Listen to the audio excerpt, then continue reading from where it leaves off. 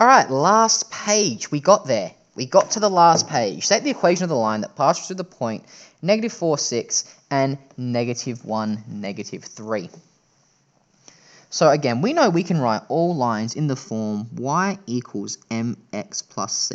And that's what the question is asking us for. It's asking us to try and find the line. Well, what we have to do first is we have to find out the gradient. And we know that the gradient is equal to rise over run. Okay, but that doesn't help us when we don't know the points. Well, there's actually another formula we can use to find the gradient, and that's that y2 take y1 over x2 take x1.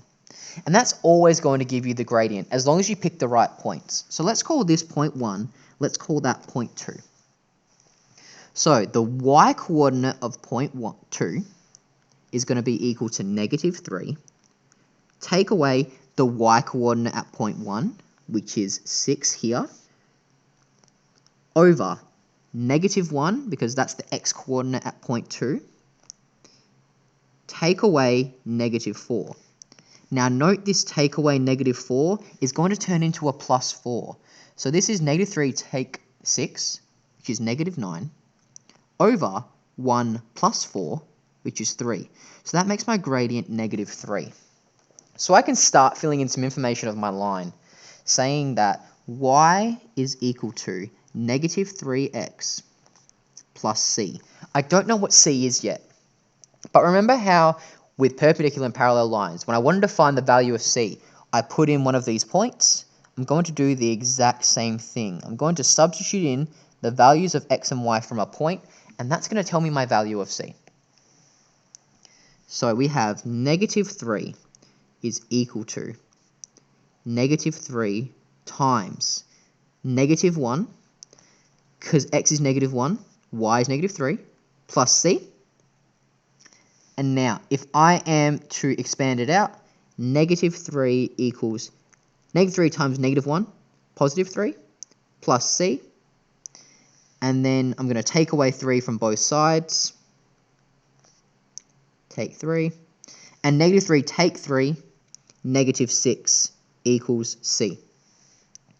So I've now figured out what c is, right there. I figured out what m is over here. My equation of the line is -3x take 6. Now I know the solutions to the practice test say this is something else. I actually did the solutions wrong, so I'm sorry about that. This is the correct solution on this video here. Now state the equation of the line graph below. This is actually the easy part. So let's go straight to my graph, and I'm going to try and pick out the y-intercept. Y-intercept straight away, I can see it's right there. That y-intercept happens at 2. Now let's try and find the gradient from this line. Well, I'm going to go to another point. I see it goes through this point here. It also goes through at this point here. And so to get to that point, I have to go down 3 and across 1.